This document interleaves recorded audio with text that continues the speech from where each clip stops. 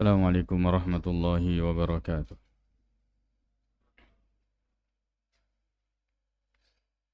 Bismillahi walhamdulillah. Wassalatu wassalamu ala rasulillah wa ala alihi wa ashabihi wa man sara ala nahjihi wa istanna bi sunnatihi wa iqtafa atharahu ila yaumil qiyamati amma ba'd. Alhamdulillah, kembali kita melanjutkan pelajaran dua kitab. Yang pertama adalah kitab Ushulus Sunnah dari Imam Al-Humaidi rahimahullahu ta'ala dalam bab akidah atau pembahasan yang berkaitan dengan akidah. Kemudian kitab yang kedua insyaallah yaitu kitab Bulughul Maram, yaitu hadis-hadis yang berkaitan dengan fikih. Kemudian melanjutkan kitab Ushulus Sunnah. Qala al-muallifu rahimahullahu ta'ala. Kemudian beliau yaitu Al-Imam Al-Humaidi rahimahullahu ta'ala berkata, wa sami'tu, dan saya pernah mendengarkan. Beliau mengatakan yaitu Al-Imam Al-Humaidi, dan saya pernah mendengarkan Sufyana, yaitu Sufyan yang dimaksud di sini adalah gurunya beliau, yaitu Sufyan bin Uyainah. Yaqulu, dia berkata, yaitu Sufyan ibn Uyainah rahimahullahu ta'ala berkata, apa yang diucapkan? Al-imanu qaulun wa amalun. Iman itu adalah perkataan dan amal, perbuatan. Jadi pembahasan ini kembali diulang oleh Al-Imam Al-Humaidi. Padahal sebelumnya sudah beliau katakan seperti ini, memberikan kesimpulan, ya. Wa annal iman, yaitu pada beberapa pertemuan yang lalu, bahwa iman itu bertambah dan berkurang. Beliau kemudian menguatkan itu dengan mengutip perkataan gurunya, di mana Sufyan ibn Uyainah mengatakan bahwa iman qaulun wa amal, bahwa iman itu adalah perkataan dan perbuatan. Dan kita sudah jelaskan tentang ini, wa yazidu wa yanqusu, dan bertambah. Apa yang bertambah? Iman. Wa yanqusu, dan berkurang. Bahwa iman itu dapat bertambah dan dapat berkurang. Faqala, maka berkata lahu kepadanya, kepada Sufyan ibn Uyainah, akhuhu, saudaranya, yaitu Ibrahim ibn Uyainah.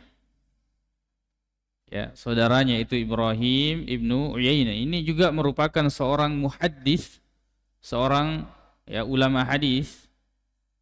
Ya, saudaranya ini. Ya Aba Muhammadin, wahai Aba Muhammad. Aba Muhammad ini kunyah dari Sufyan ibnu Uyainah. Ya, kunyah itu adalah panggilan yang kemudian dinisbahkan dengan menggunakan abun atau ummun. Ya. Jadi misalnya kalau anaknya Muhammad, maka dia dipanggil dengan Abu Muhammad. Ya. Atau kalau yang anaknya Muhammad, misalnya ibunya dipanggil dengan Ummu Muhammad. Ini disebut kunyah. Ya. Dan boleh berkunyah walaupun kita tidak punya anak. Boleh berkunyah walaupun tidak memiliki anak. Dan boleh berkunyah walaupun kita tidak memiliki anak yang punya nama dari kunyah kita itu. Misalnya Aisyah, ya, istri Nabi SAW, Ummul Mukminin Aisyah radhiyallahu anha, beliau kunyahnya Ummu Abdillah. Padahal pendapat yang paling kuat bahwa ya, Ummuna Aisyah radhiyallahu anha itu tidak memiliki anak. Kemudian yang masyhur juga Al-Imam An-Nawawi itu kunyahnya Abu Zakaria. Padahal beliau tidak nikah. Imam An-Nawawi tidak menikah, apalagi punya anak. Ya, Abu Zakaria. Kemudian boleh juga berkunyah walaupun kita tidak punya nama anak dari kunyah kita.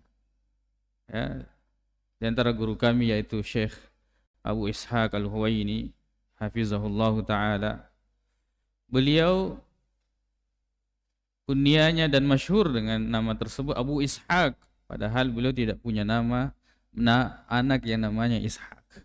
Beliau sangat senang dengan salah seorang ulama hadis yang bernama Abu Ishaq.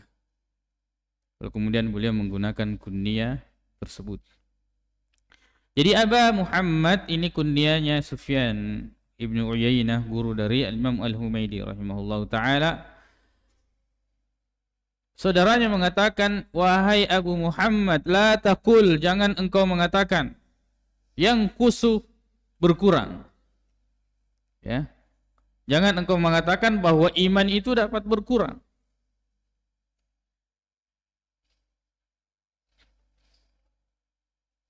Faghadiba, maka dia marah. Maka Sufyan Ibnu Uyainah marah mendengarkan itu. Padahal Ibrahim Ibnu Uyainah adalah seorang muhaddis, seorang ulama hadis. Ya. Disinilah pentingnya bahwa menggabungkan antara fikih dengan hadis itu sangat penting. Menggabungkan antara fikih dan hadis itu sangat penting. Ya, sebab menghafal ya itu berbeda dengan memahami.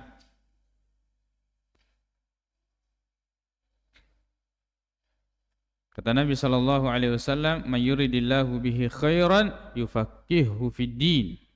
Barang siapa yang Allah kehendaki baginya kebaikan, maka Allah akan memberikan dia pemahaman agama. Pemahaman yang membuat kita duduk seperti ini, pemahaman. Sebab kalau Al-Quran yang kita cari, silakan pergi ke toko buku, banyak Al-Quran. Atau hadis yang kita cari, silakan pergi ke toko buku, ada hadis. Ada kutubus sittah, bahkan kutubus tis'ah lengkap dengan terjemahannya. Tapi kemudian yang membuat kita duduk menuntut ilmu itu adalah pemahaman.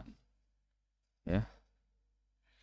Disebutkan keutamaan orang yang memiliki pemahaman oleh Nabi sallallahu alaihi wasallam, naddarallahu imra'an sami'a maqalati fawa'aha fa'addaha kama sami'aha. Semoga Allah mencerahkan wajah orang yang mendengarkan perkataanku, lalu kemudian ya dia menghafalnya, lalu kemudian menyampaikan sebagaimana dia mendengarnya. Farubba hamili fikhin ya au amin sami'in. Terkadang atau farubba hamil fikhin ila man huwa afqahu minhu. Terkadang orang yang menukilkan berita itu justru yang sampai kepadanya berita lebih memahami. Beda penghafal, hamil, beda faqih. Orang yang memahami. Di sini nampaknya yang kita lihat bahwa Ibrahim Ibnu Uyainah tidak memahami walaupun dia banyak menghafal hadis. Beliau mengatakan bahwa iman itu yazidu wa yanqus. Kan tetapi Ibrahim Ibnu Uyainah mengatakan tidak. Jangan katakan bahwa iman itu berkurang. Faghadibah. Lalu kemudian dia marah. Di sini yang marah adalah Sufyan. Ghadibah ini dia marah. Di sini tidak kalau dalam pelajaran ilmu nahwu itu tidak disebutkan fa'ilnya karena fa'ilnya mustatir, jawazan takdiruhu huwa, kembali ke Sufyan. Ya. Dan inilah keistimewaan bahasa Arab. Karena ada dhamir mustatir. Di antaranya, kalau bahasa yang lain tidak ada dhamir mustatir. Bahwa ada kata ganti yang tersembunyi. Bahkan dari bentuk fiilnya ghadiba kita sudah mengetahui bahwa yang dimaksud di sini adalah laki-laki. Wa qala, dan dia berkata. Dia yang dimaksud di sini adalah Sufyan. Sufyan Ibnu Uyainah. Uskut, diamlah engkau. Ya, uskut ini fa'ilnya mustatir wujuban takdiruhu anta. Diamlah engkau. Engkau di sini mustatir wujuban. Yang dimaksud di sini adalah saudaranya itu Ibrahim ibnu Uyainah. Uskut ya sabiyu, diamlah wahai anak kecil. Ya. Perhatikan bagaimana ilmu itu dinafikan darinya dan didudukkan seperti anak kecil ketika dia tidak memiliki pemahaman walaupun dia memiliki hafalan.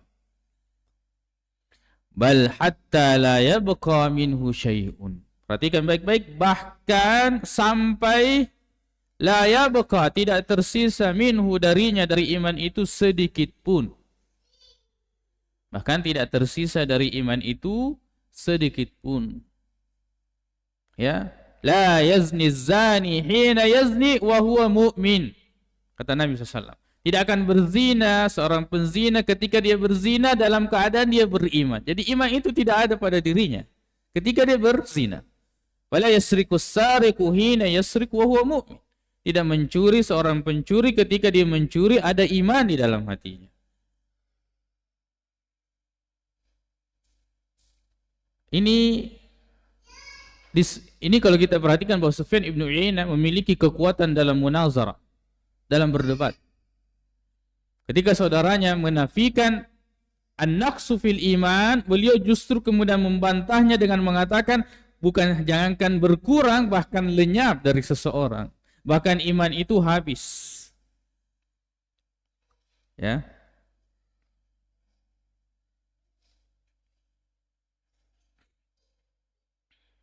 Nah, ini karena pembahasannya sudah berulang, ya,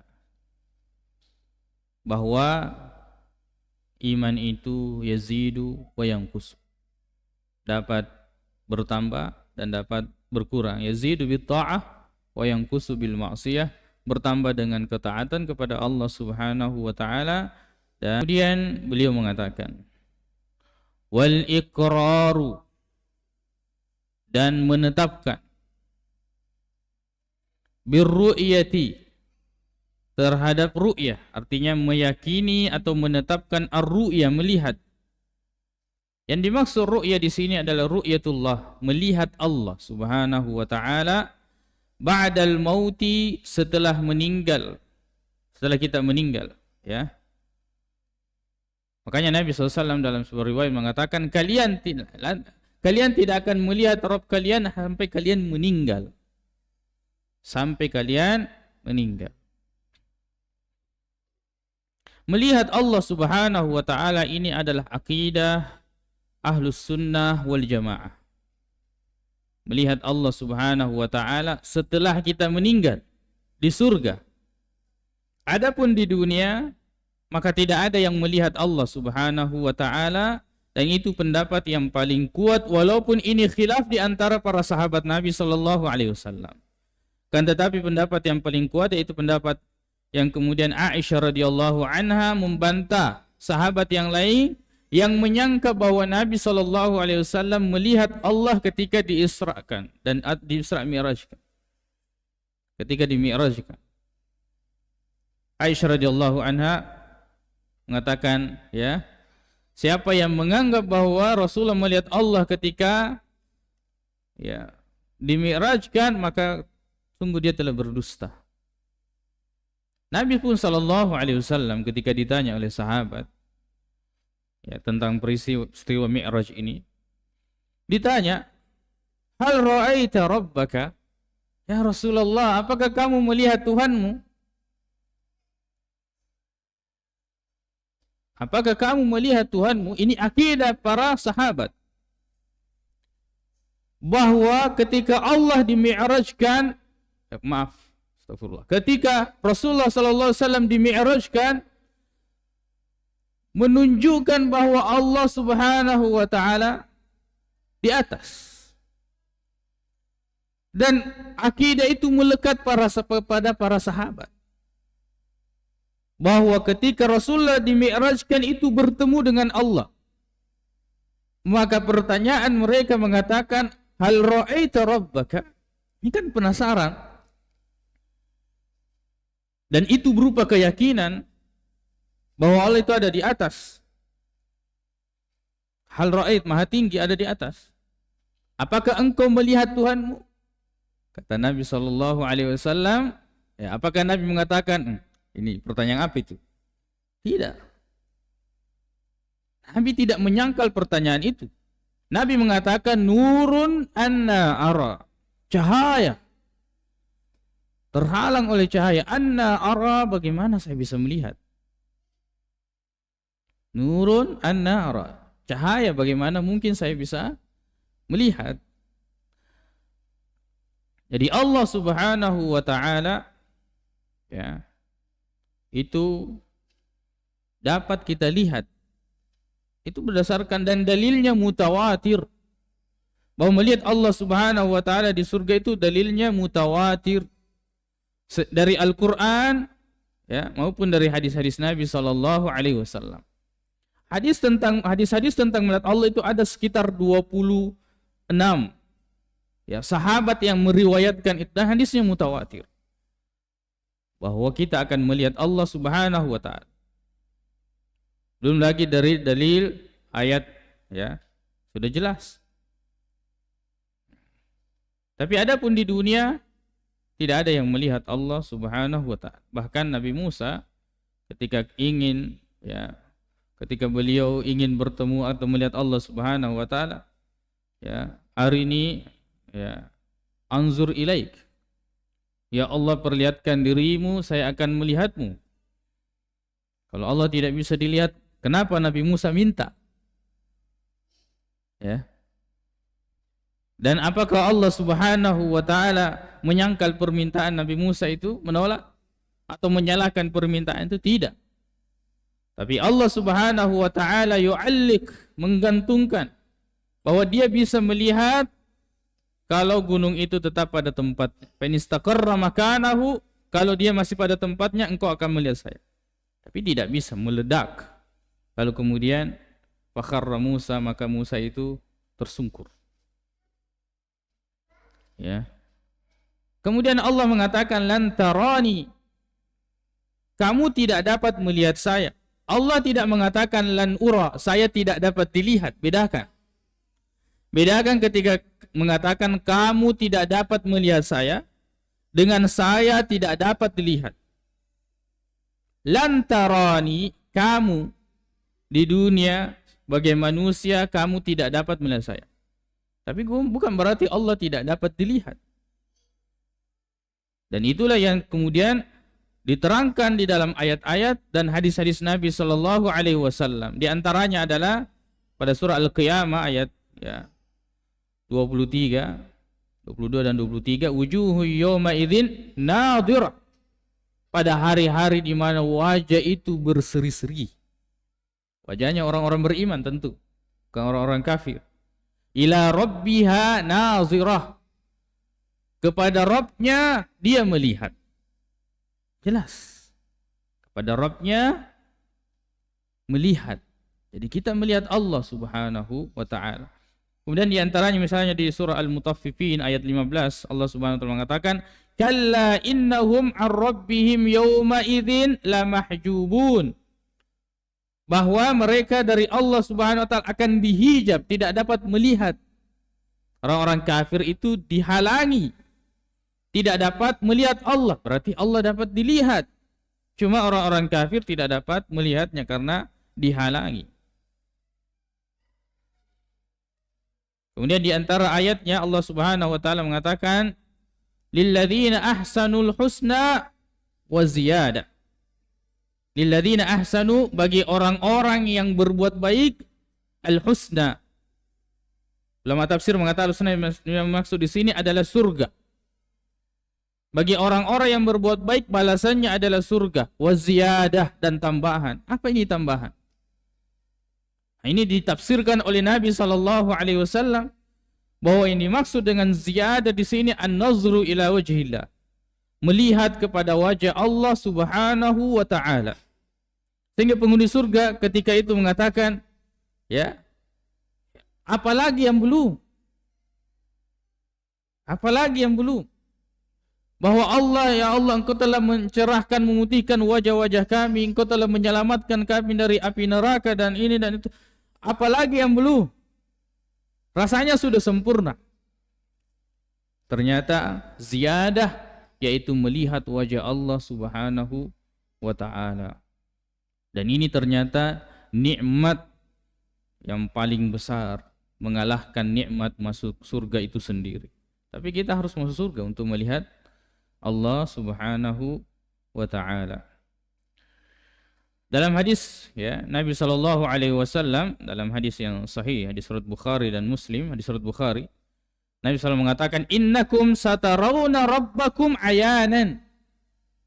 Kalian akan melihat Rabb kalian dengan mata kalian. Ayan, ain. Kalian akan melihat Rabb kalian dengan mata kalian pada hari kiamat. Jelas, sangat jelas. Ya. Akan tetapi kemudian tentu ini menuai ya, ini akidah Ahlus Sunnati wal Jamaah. Dan ternyata Asy'ariyah mengikut ke sini. Mereka pun mengimani bahwa kita dapat melihat Allah Subhanahu wa ta'ala. Mereka mengikuti. Kemudian berpisah dengan Mu'tazilah. Mu'tazilah memang dari awal tidak mengatakan Allah tidak dapat dilihat. Allah tidak dapat dilihat. Ya. Dan muncullah berbagai macam analisa dan penjelasan ya, bahwa kalau Allah dapat dilihat berarti Allah itu berfisik, ada fisiknya. Sebab mata ini hanya bisa melihat sesuatu yang berbentuk. Ya kan? Maka kemudian kita tidak bisa melihat angin atau hal-hal yang tidak berbentuk. Mereka mengatakan, Mu'tazilah, kalau kita dapat melihat berarti ada dua sisi. Ada yang melihat dan ada yang dilihat. Yang melihat di satu tempat, yang dilihat di satu tempat. Dari awal mereka mengatakan Allah tidak bertempat. Maka kemudian mereka harus mengatakan Allah tidak dapat dilihat. Karena kalau saya di sini melihat ke sana, saya di satu tempat, yang saya lihat itu juga di satu tempat. Sedangkan Allah itu tidak bertempat. Maka kemudian mereka menolak nas. Tapi dengan nas. Dengan dalil. Apa dalilnya orang Mu'tazilah? Ya. La tudrikuhul absar. Allah tidak dapat diliputi oleh pandangan. Wa huwa yudrikul absar. Tapi Allah dapat meliputi pandangan. Wa huwal latiful khabir. Ini dalil. Hati-hati berbicara dengan orang-orang Mu'tazilah. Jangan anggap bahwa mereka tidak menggunakan dalil. Mereka menggunakan Al-Quran dan hadis-hadis yang mutawatir. Bahkan mereka menolak hadis-hadis yang lain. Hadis mutawatir mereka gunakan. Mereka mengatakan, bagaimana kamu mengatakan bahwa Allah dapat dilihat? Allah sendiri mengatakan, la tudrikul absar. Allah tidak dapat diliputi oleh pandangan. Maka kemudian bagaimana cara menjawabnya? Kita katakan al-idraku war-ru'yah, antara idrak meliputi dengan melihat berbeda. Saya lihat lampu ini, saya lihat tapi saya tidak meliputi. Saya tidak tahu berapa lampu di situ, berapa kekuatan watt yang ada di situ, komponen apa yang ada di situ, saya tidak meliputi. Tapi saya melihat. Ayat yang menjelaskan bahwa Allah tidak diliputi oleh pandangan, itu betul. Kita ketika melihat Allah, Allah yang maha besar, kita tidak bisa meliputinya dengan pandangan kita. Tapi kita bisa melihatnya. Begitu ulama menjelaskan perbedaan antara idrak dengan ar-ru'yah. Ru'yah melihat. Walaupun kita tidak punya ilmu, penting kita lihat, itu sudah namanya melihat. Tapi idrak itu meliputi. La tudrikul absar wa huwa yudrikul absar. Maka kemudian dari sini Allah Subhanahu wa ta'ala dalam akidah kita bahwa lillahi wajhun, Allah punya wajah. Kullu man 'alaiha fan, segala apa yang ada di muka bumi ini akan hancur. Wa yabqa wajhu rabbika, yang tersisa itu adalah wajah Allah Subhanahu wa ta'ala. Allah punya wajah, itu akidah kita. Bahwa Allah punya wajah. Dan itu diterangkan di dalam ayat. Di dalam hadis-hadis Nabi sallallahu alaihi wasallam. Ya. Kemudian bagaimana Asy'ariyah bisa menerima ini? Bisa menerima Allah itu punya wajah, sedangkan mereka selalu mengatakan bahwa Allah itu terlepas dari hal-hal yang seperti itu. Baik, kita lihat Asy'ariyah itu membagi sifat Allah kepada dua, fisik dengan non-fisik. Fisik dengan non-fisik. Non-fisik, sifat yang merupakan non-fisik, mereka terima lafaznya dan maknanya. Mereka terima lafaz dan maknanya. Ya, itu sifat non-fisik. Ya, seperti mengetahui. Ya. Mengetahui. Itu adalah sifat non-fisik. Tapi kalau sifat fisik, mereka mengatakan kita terima lafaznya, kemudian kita tolak fisiknya. Lalu kemudian mereka mengatakan kalau ada ayat yang mengatakan Allah punya wajah, kita terima saja karena itu Al-Quran, mau ditolak bagaimana? Kalau ditolak berarti kita kafir. Tapi kita tidak mengatakan Allah tidak punya wajah. Tidak juga mereka membolehkan, tidak boleh mengatakan bahwa Allah punya wajah tapi berbeda dengan makhluknya. Mereka tidak akan mengatakan itu. Mereka dalam sifat non-fisik, mereka mengatakan kaidah itu. Mereka mengatakan Allah ya mengetahui. Kita akan mengatakan kan manusia juga mengetahui. Bukankah itu penyerupaan? Tidak. Itu bukan penyerupaan. Allah itu mengetahui, manusia mengetahui, tapi pengetahuan Allah berbeda dengan manusia. Begitu mereka katakan. Dan mereka mengatakan ini kita tidak boleh katakan dalam sifat fisik. Allah punya tangan, Allah punya wajah. Mereka mengatakan ini sifat fisik, lafaznya kita terima. Kata yadun, kata wajhun kita terima, karena itu ada dalam Al-Quran. Tapi kemudian berbau fisiknya kita tidak terima. Kita katakan kenapa kamu tidak mengatakan seperti ketika sifat non-fisik? Kamu mengatakan bahwa Allah punya wajah, tapi wajahnya tidak serupa dengan makhluk. Dia mengatakan fisik itu sudah kekurangan apapun. Walaupun kamu mengatakan berbeda dengan makhluknya, walaupun kamu mengatakan seperti ini dan seterusnya. Kalau kamu sudah menyebutkan fisik, itu adalah merupakan kekurangan. Dari mana ini? Mereka mengatakan itu karena tidak dapat diterima oleh akal. Jadi kamu menetapkan sifat bagi Allah dan tidak menetapkan sifat bagi Allah berdasarkan akal. Ternyata Mu'tazilah telah lama membantahmu dalam hal ini. Maka Syekhul Islam Ibnu Taimiyah rahimahullah mengatakan, atau sebagian ulama mengatakan, apa yang dibantahkan oleh Asy'ariyah itu jugalah pembelaannya dari Mu'tazilah. Mu'tazilah membantah Asy'ariyah. Mu'tazilah memang mengatakan Allah itu sudah tidak dapat dilihat di dunia dan di akhirat. Ya. Misalnya sifat al-haya atau sifat ar-rahmah. Sifat ar-rahmah itu diingkari oleh Asy'ariyah. Kenapa? Manusia juga punya rahmat. Tapi sifat al-haya itu ditetapkan karena ada sifat 7 itu yang masyhur dalam akidah Asy'ariyah. Sifat ma'ani namanya. Ya.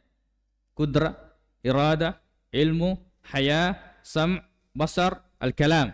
7. Yaitu al-qudrah, kemampuan, maha mampu. Nanti sifatnya al-qadir, ya. Kemudian iradah, berkehendak, mau. Kemudian haya, hidup. Kemudian al-ilm, mengetahui, sam' mendengar, pendengaran, kemudian al-basar, penglihatan, dan yang terakhir adalah al-kalam, berbicara. 7 sifat ini. 7 sifat ini diingkari sama Mu'tazilah. Kalau kamu mengatakan bahwa Allah itu berbicara, manusia juga berbicara. Mu'tazilah tidak mau begitu. Tapi Asy'ariyah mau seperti itu. Kenapa? Ya, karena dia mengatakan manusia berbicara, Allah berbicara, tapi berbicaranya manusia berbeda dengan Allah, atau Allah berbeda dengan manusia dalam berbicara. Maka ulama mengatakan apa yang Asy'ariyah bantahkan kepada Ahlus Sunnah, itulah caranya dia membela dirinya kepada bantahannya Mu'tazilah. Ketika Mu'tazilah mengatakan, ya, membantah sifat 7 ini, dia mengatakan Allah tidak serupa dengan makhluknya. Kita Ahlus Sunnah yang berpegang teguh terhadap Al-Quran dan Sunnah dan pemahaman para sahabat, kita juga mengatakan apa yang dia belakan dirinya, Asy'ariyah. Kita mengatakan bahwa Allah punya wajah, tapi wajah Allah tidak serupa dengan makhluknya. Dan Allah Subhanahu wa taala huwallazi yuthbitu li nafsihi, dialah yang menetapkan untuk dirinya, bukan kita. Melalui lafaz-lafaz itu. Sebab la ya'lamullaha illallah, tidak ada yang bisa mengetahui Allah dengan persis kecuali Allah. Kita tahu karena Allah beritahukan kepada kita tentang dirinya. Dari mana? Dari Al-Quran dan hadis. Tidak ada dari yang lain. Bukan dengan dalil akal. Ya. Sebab kalau dalil akal, misalnya, ya, misalnya melihat, terkadang kita bisa melihat tanpa mata. Orang tidur bisa melihat ketika dia mimpi. Jelas-jelas saya lihat ketika saya tidur. Oh, kenapa bisa melihat padahal tidur? Matanya tertutup.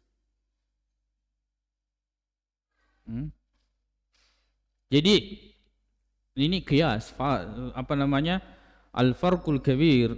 Ini dari sini kita juga bisa menarik satu kesimpulan. Ini termasuk penjelasan ulama bahwa memang hukum dunia itu berbeda dengan hukum akhirat. Hukum dunia berbeda dengan hukum akhirat. Misalnya kalau di dunia kita dijemur di bawah terik matahari, misalnya matahari saja mendekat ke bumi, itu kita bisa hancur. Tapi ternyata nanti di akhirat itu kita di bawah matahari, bahkan ada orang yang mandi keringat tapi tidak mati-mati. Berarti beda dunia dengan akhirat. Beda dunia dengan akhirat. Termasuk melihat bahwa keyakinan kita Sunnah wal Jamaah, kita dapat melihat Allah Subhanahu wa taala, ya. Al-iqraru birru'yah ba'dal maut. Kita mengimani bahwa kita dapat melihat Allah Subhanahu wa taala. Ya, mudah-mudahan ini Allah Subhanahu wa taala memudahkan kita untuk beramal saleh, masuk surga dan bisa bertemu melihat Allah Subhanahu wa taala. Yang itu adalah nikmat yang sangat besar.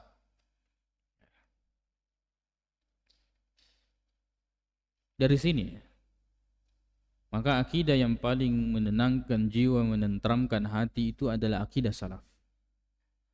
Akidah yang tidak banyak tanya, yaitu akidahnya para sahabat. Akidah yang tidak pernah bertanya tentang bagaimana, ya, yaitu akidah yang keimanan yang sudah tertanam. Akidah yang mudah dipahami. Akidahnya orang awam.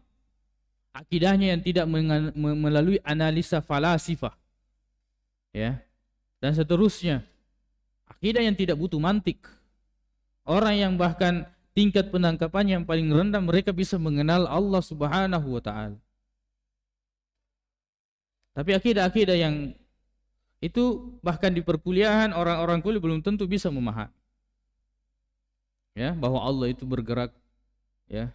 Bahwa Allah itu diam, bahwa Allah itu tidak diam, tidak bergerak. Ini akidah Asy'ariyah ini. Allah tidak diam, Allah tidak bergerak. Terus bagaimana? Seperti mengatakan, "Aina Allah?" Di mana Allah? Ya, kita tanya, "Kamu di mana Allah?" Kalau kamu mengatakan di bumi, seperti itu tempat. Kalau kamu mengatakan di luar bumi, itu juga tempat. Sebab di dalam dan di luar itu tempat. Terus di mana Allah? Di mana Allah? Di mana-mana. Di mana-mana itu tempat. Makanya yang paling menenteramkan itu adalah akidah salaf, yaitu mengimani apa yang terdapat dalam Al-Quran dan hadis-hadis Nabi sallallahu alaihi wasallam. Misalnya Allah mengatakan amintum man fis sama. Apakah kalian merasa aman ya dari azabnya yang di langit? Ini perkataannya siapa? Perkataan Allah atau perkataan siapa? Perkataan Allah Subhanahu wa ta'ala. Belum lagi perkataan Nabi sallallahu alaihi wasallam. Jadi yang paling menenteramkan dalam masalah al-asma was sifat, terutama as-sifat, itu adalah aqidatus salaf. Akidah para salafus salih, akidah para sahabat ridwanullahi alaihim. Sebab akidah yang lain itu akan banyak menganalisa falsafah dan seterusnya. Coba mudahnya akidah. Ya. Misalnya ainallah. Semua dalil-dalil yang menjelaskan tentang turunnya Al-Quran menunjukkan bahwa Allah Subhanahu wa ta'ala itu di atas. Ya. Ketika merayakan, misalnya orang-orang merayakan Isra Mi'raj, ceritakan bahwa Rasulullah naik bertemu dengan Allah. Itu kan diceritakan begitu. Naik bertemu dengan Allah. Naik bertemu dengan Allah. Kalau bukan di atas, kenapa mau naik? Kalau di mana-mana, kenapa harus naik? Ya. Ketika kita berdoa, kita mengangkat tangan. Ya. Ini, dan tanya orang-orang awam, orang-orang yang belum terganggu atau rusak pikirannya, tanya dia, di mana Allah? Dia akan menunjuk ke atas. Atau bahkan lisannya orang itu secara sadar atau tidak sadar, selalu dia mengatakan tergantung yang di atas. Atau ketika dia menunjuk atau mengucapkan tentang Allah, tangannya itu tidak terasa naik. Allah Subhanahu wa ta'ala. Itu fitrah. Ya. Ini belum lagi dengan dalil-dalil Al-Quran maupun hadis-hadis Nabi sallallahu alaihi wasallam. Kemudian, apakah Allah butuh tempat? Tidak ada keterangan. Kita tidak mengimani itu. Allah butuh tempat. Kalau dia mengatakan bahwa Allah misalnya di atas arsy, berarti Allah butuh tempat. Dari mana perkataan itu? Apakah ada dalilnya dari Al-Quran? Apakah ada dalilnya dari hadis Nabi SAW bahwa Allah butuh tempat? Berhentilah di mana Al-Quran berhenti, berhentilah di mana hadis berhenti. Jangan lanjutkan. Kalau Allah mengatakan istawa alal arsy, ya sudah, kita imani seperti itu. Untuk kemudian melewati itu atau mengurangi itu tidak boleh. Sebab akal ini punya jangkauan. Itu yang harus kita ketahui. Bahwa akal ini ada batasnya. Sesuatu yang tidak ada penjelasannya tidak usah korek-korek. Karena akal ini ada batasnya. Sesuatu itu bisa kita ketahui ketika ada samanya, ada miripnya, kan? Kalau ada miripnya gampang saya ketahui. Misalnya ada keluarga beli sesuatu, beli misalnya motor. Oh, dia sebutkan mereknya dengan tipenya. Oh iya, saya sudah tahu. Kenapa ada samanya di bodi? Ada samanya. Tapi Allah kan tidak ada samanya. Laisa kamitslihi syai'. Ya. Kemudian yang kedua, sesuatu itu pernah saya lihat, maka saya tahu. Dan siapa yang pernah melihat Allah? Tidak ada yang pernah melihat Allah Subhanahu wa ta'ala. Ini cara mengetahui sesuatu. Ada samanya, kemudian ada pernah melihat. Atau yang ketiga, ada pembawa berita yang benar.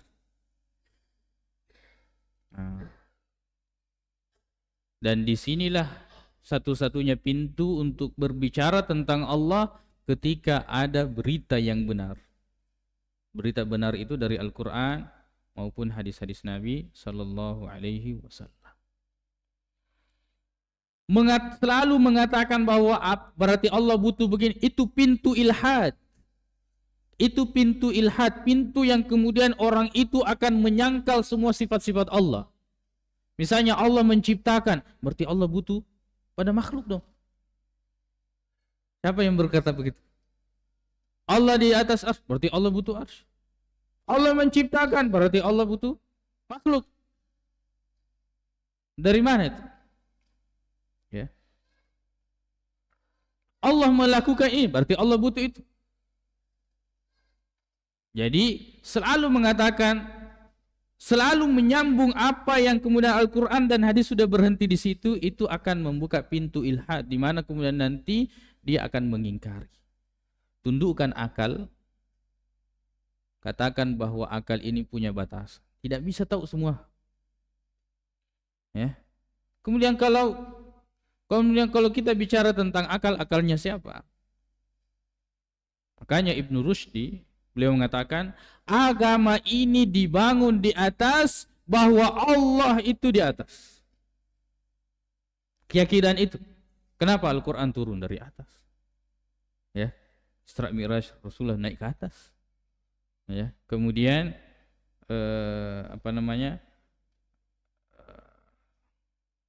hadis-hadis, ayat-ayat tentang itu. Maka akidah yang paling menenteramkan dan tidak banyak mendebatnya, tidak ada banyak pertanyaan-pertanyaannya yang kemudian dapat menjemapkan kita binasa. Inilah diantara nanti akan menyebabkan kita binasa, pertanyaan yang seperti itu. Ya, kalau Allah punya wajah, kalau Allah punya tangan, berarti Allah terdiri dari anggota badan, terdiri berarti itu adalah baru, dan seterusnya. Analisa ini tidak ada petunjuknya. Kita hanya mengatakan kalau ada dalilnya itu kita imani. Tidak menambah, tidak mengurangi. Stop sampai di situ. Itulah iman. Itulah iman. Dan pertanyaan seperti itu, itulah pertanyaan yang tidak masyhur di zaman sahabat. Mereka tidak bertanya-tanya tentang hal-hal yang seperti itu. Makanya Imam Malik ketika ditanya tentang al-istiwa, beliau mengatakan al-istiwa ma'lum. Istiwa itu ma'lum. Ya. Wal kayfiyatu majhul. Tapi caranya beristiwa itu yang tidak ditahu. Itu yang kita tidak ketahui. Ya. Wal imanu bihi wajib, mengimani istiwa wajib. Was-su'alu anhu bid'ah. Menanyakan tentang bagaimana istiwa itu bid'ah. Pertanyaan, sebab tidak pernah ditanyakan oleh para sahabat. Allah punya wajah. Kita imani itu. Tapi ketika bertanya bagaimana, membagaimanakan, itulah pertanyaan bid'ah, pertanyaan yang tidak pernah dilontarkan atau ditanyakan oleh para sahabat. Tenangkan diri dan jiwa, rendahkan akal, dan selalu tetapkan bahwa ini punya batasan.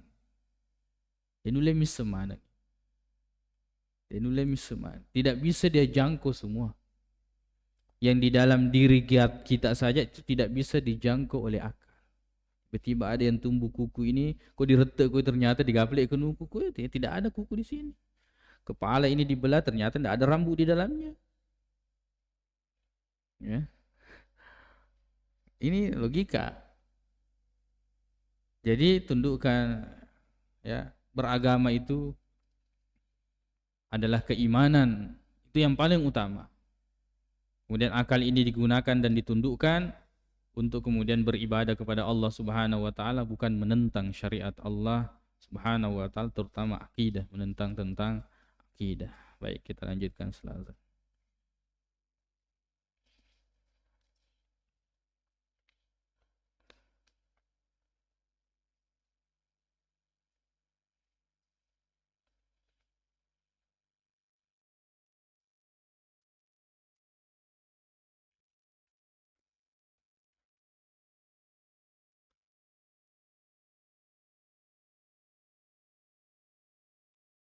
Allahu Akbar, Allahu Akbar, Allahu Akbar, Allahu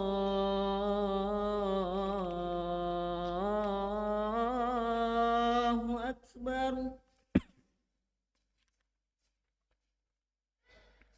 Asyhadu an la ilaha illallah.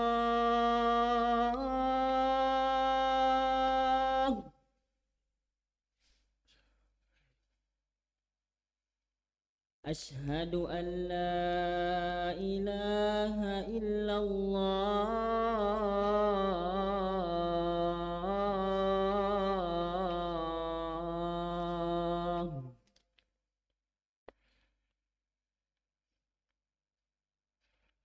أشهد أن محمد رسول الله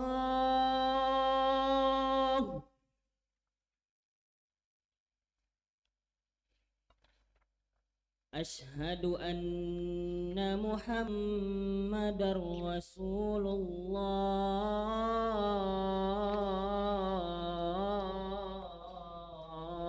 الله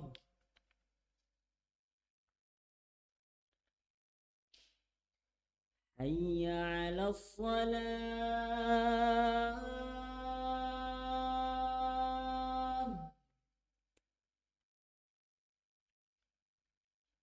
حي على الصلاة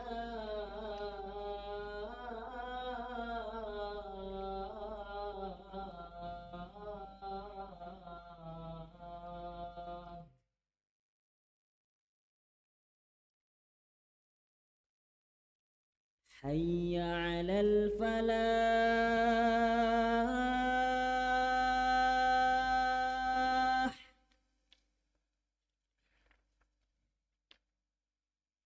حي على الفلاح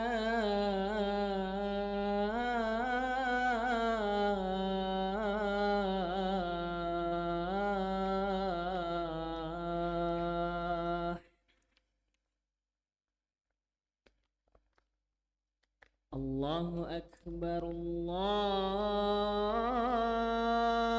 أكبر لا إله إلا الله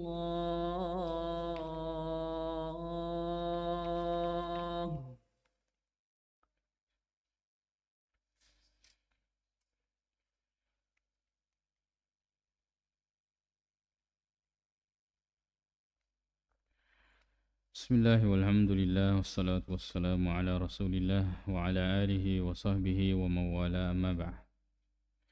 Kita masuk kitab yang kedua, kitab Bulughul Maram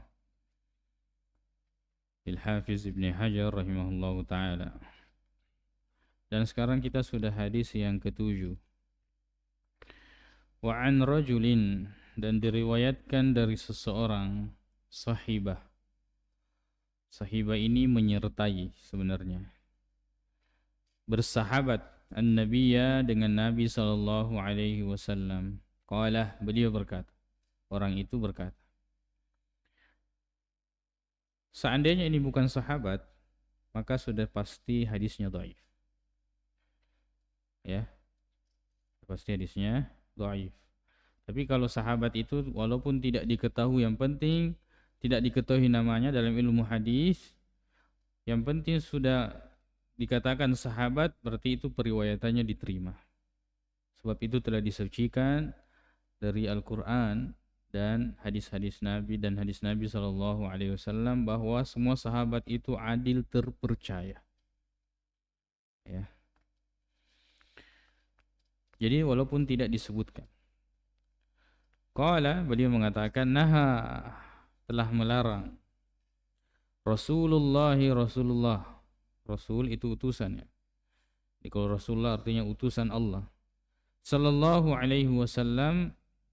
Apa yang dilarang? An taktasilal mar'atu, untuk atau bahwa taktasila, ya, mandi, al mar'atu, perempuan itu, bi fadlir rajuli, dengan sisa air laki-laki.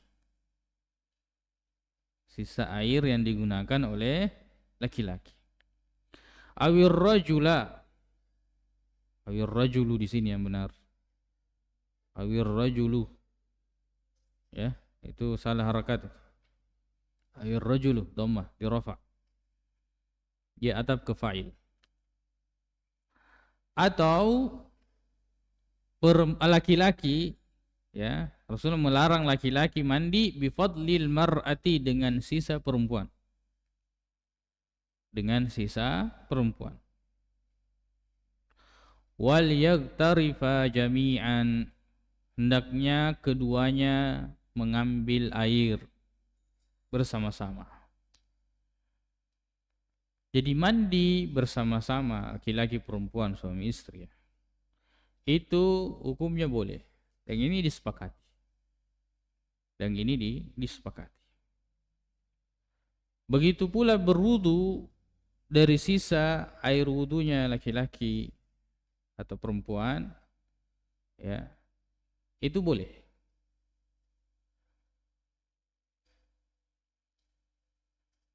Perempuan bermandi dari air sisa, maaf ya. Perempuan berwudu dari sisa laki-laki boleh. Ya.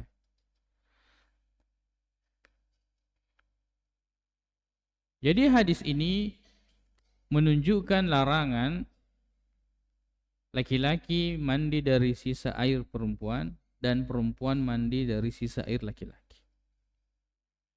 Ya. Waliyaktarifa jami'an, hendaknya keduanya mengambil air masing-masing. Hendaknya mengambil air masing-masing, bukan sisa. Tapi hadis ini khilaf di antara ulama, walaupun Al-Hafiz Ibnu Hajar mengatakan isnadnya sahih. Ya, sanadnya sahih. Sebagian besar ulama mendhaifkan hadis ini. Sebagian ulama mendhaifkan hadis ini ya, dari segi sanad dan dari segi matan itu akan bertentangan dengan hadis yang lain, terutama hadis yang berikutnya, hadis yang ke-8, yaitu wa'an ibni Abbasin, dan diriwayatkan dari Abdullah bin Abbas radhiyallahu anhuma. Abbas ini paman Rasulullah SAW, berarti yang dimaksud. Anna Nabiyya sallallahu alaihi wasallam, bahwa Nabi sallallahu alaihi wasallam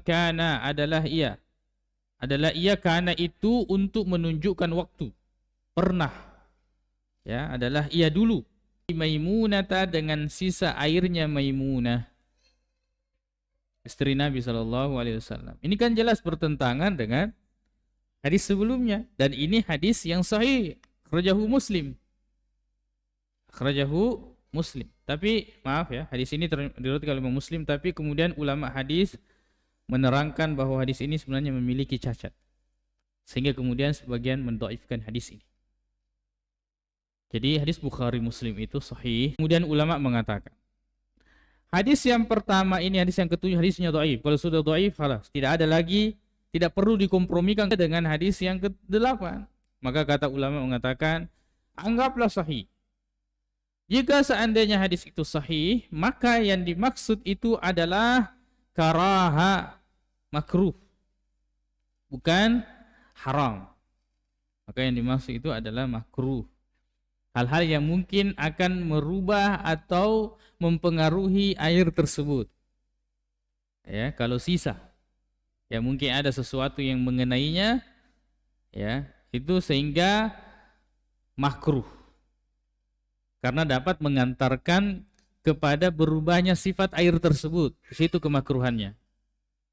Ya. Makanya wal yaktarifa jami'an, masing-masing ambil air.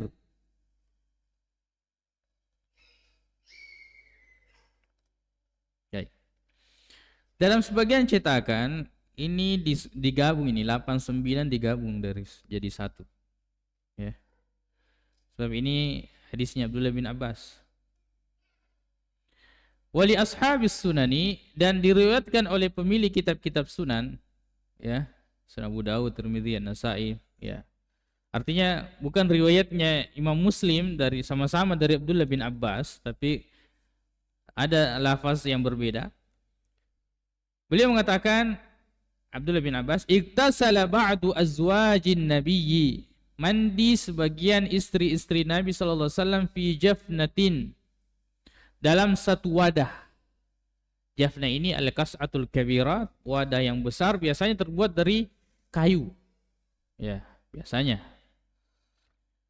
Faja'a, lalu kemudian dia datang, Nabi yang dimaksud, Nabi SAW datang, liyagtasila minha, untuk mandi dari air sisa itu. Air yang sudah, atau air sisa dari sebagian istrinya. Faqalat lahu. Maka istrinya mengatakan, yaitu Maimunah, berkata kepada Nabi SAW, inni kuntu junuban, sesungguhnya saya tadinya itu junub. Tadi saya junub. Faqala, maka Nabi mengatakan, innal ma'a la yajnub. Kamu yang junub, air tidak junub. Air tidak menjadi junub. Kamu yang junub. Sungguhnya air itu tidak menjadi junub. Ya. Wa sahahahu Tirmidzi wa Ibnu Khuzaimah, dan ini disahihkan oleh Imam At-Tirmidzi, begitu pula Ibnu Khuzaimah. Jadi kesimpulan para ulama di sini bahwa ya, hindari mandi dari sisa laki-laki atau dari sisa perempuan. Ya. Masing-masing memiliki air. Bisa mandi tapi sama-sama. Ya. Itu diantara kesimpulan ulama ketika melihat hadis ini, kemudian mengatakan di sini walaupun zahirnya ada perbedaan, tapi kita katakan tadi hadis yang ketujuh ini dhaif atau anggaplah sahih, maka dimaksud hukumnya makruh, bukan dilarang. Bukan dilarang, sebab perbuatan Nabi SAW, beliau mandi bersama dengan istrinya, beliau mandi dari sisa istrinya.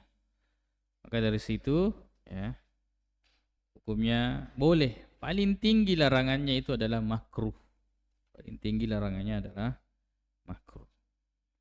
Baik, insyaallah kita lanjutkan pada pertemuan selanjutnya. Mudah-mudahan Allah Subhanahu wa taala memberikan kepada kita nikmat umur, kesehatan, kesempatan.